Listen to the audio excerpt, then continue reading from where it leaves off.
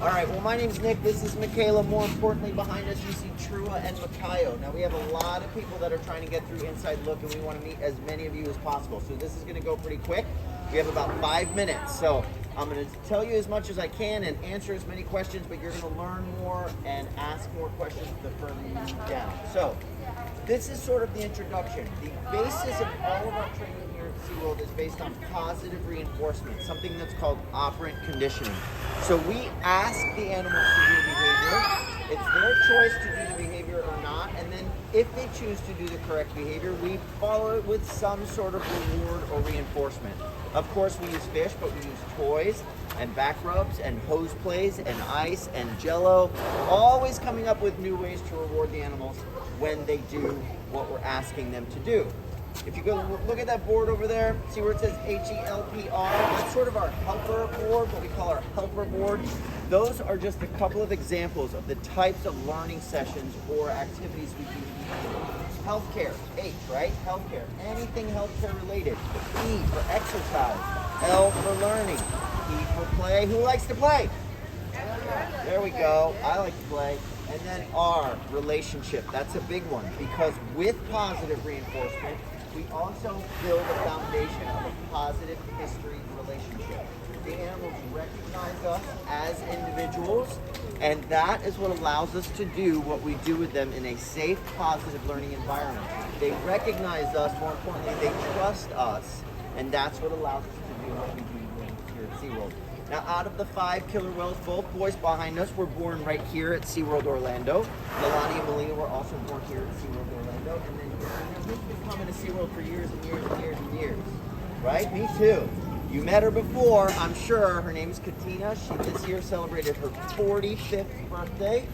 She is a true SeaWorld legend. She's had 7 calves. She's a grandmother. She's an amazing animal, and she has trained more trainers than trainers will ever train her. So she's pretty cool. So those are the 5 whales that we have here. Who's got questions for me? Okay, great question. Shamu. It's kind of a last name. What's your last name? What is it? Parsons, right? So people call you the Parsons. Somebody, maybe one of your buddies called you, hey Parsons. Same thing with the whales, right? Shamu is more of a last name. Shamu is a name that we use to describe the whale family, the killer whale family. What we're doing currently is using their real first names in the show. That's why now in the shows you hear Katina, Milani, Malia, Makaio, Trua, because we're using their first name. But Shamu will never go away. It's more of a family name, more of a last name than anything else. But that was a great question. They can wear their teeth down. So unlike us, killer whales get one set of teeth their whole life. So we get baby teeth. We wear them out, they fall out, we get adult teeth. The adult teeth are stronger. Unlike us, killer whales are born with one set of teeth, and they will wear them down, yes. It's important for dental health because that tooth is hollow.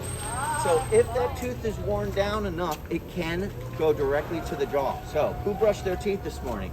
Please say everyone, okay? So we brush the killer whale's teeth twice a day, in the morning and at night, to make sure that we're keeping all of that area, all of their teeth in and around their teeth, their gum lines, all of that very clean. We have a killer whale water pick that we use. Pretty cool. All right, you guys are gonna learn more this way. Thanks for coming. This is our medical pool.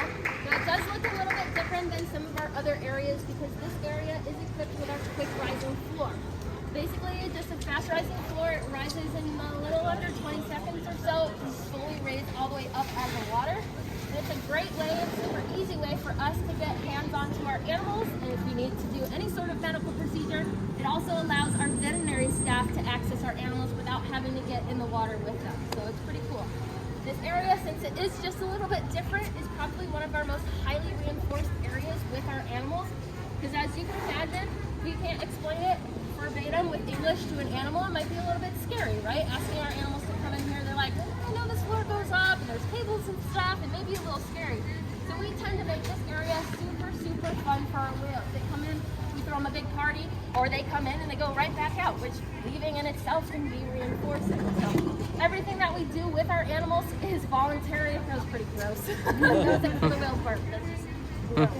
So if at any point in time our animals are not comfortable with doing something, or if they don't really want to do something anyways, they're the boss. They don't have to do anything that they don't want to do. But once again, we want to have them have it be voluntary, and we'd love for them to come over and do different medical procedures. We can get different samples. You guys can watch them. We get lots of different samples from our killer whales. If you guys have seen our presentation, we do usually show us getting a blood sample. It's just more so the behavior than actually getting the blood sample, but we can get blood samples. We actually do it about once a month, just on our animals to make sure everything's pretty consistent across the board. We also can get, what do you guys think we get with this? Urine sample. Yeah, exactly, urine samples. Who would have thought that you could get a urine sample from a killer whale? It's just absolutely wild. The strides that we've taken with husbandry and zoological facilities across the world it's just absolutely crazy. We also have one of these. I'm sure you guys have seen this at least once in your lifetime, used to measure different things. We got the 100-foot one so we can measure our killer whales because they are pretty big. We measure them from tip to tail. We measure their pectoral flippers. We measure their entire tail. All sorts of different measurements that we use to make sure that everything's kind of growing appropriately. What we know about killer whales and their growth is kind of limited, so it's really cool that we're able to get these types of samples from our killer whales. What's even more cool is that we can use these measurements and the information that we get here at SeaWorld or other facilities and give it to researchers out in the ocean.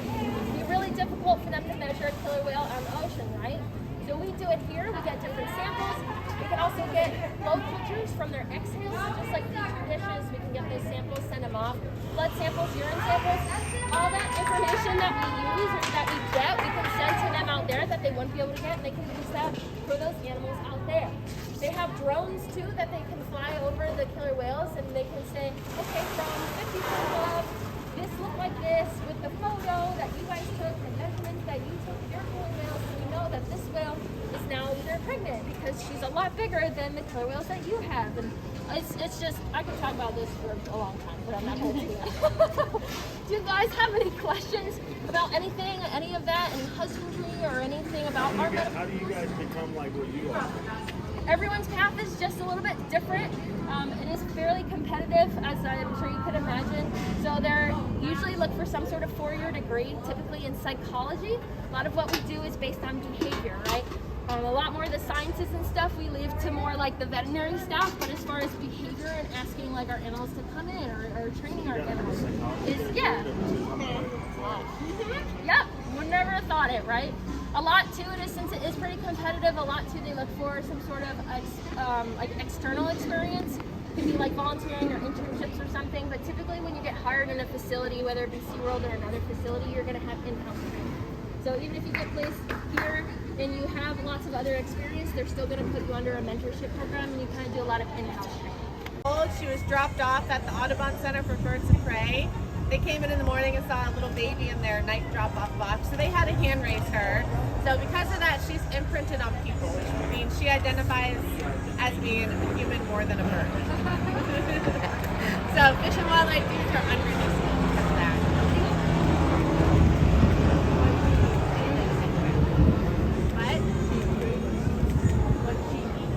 What? Meat. So rats, mice, chicken, fish. She's a meat eater. See those big talons, the strong feet? So that's why I have to wear the glove, even though she's not gripping down hard. It would still scratch me up pretty hard, but that's what she uses to catch her food. This is a ground hunting falcon, so they're mainly hunt on the ground and dig things up, opposed to dive bombing.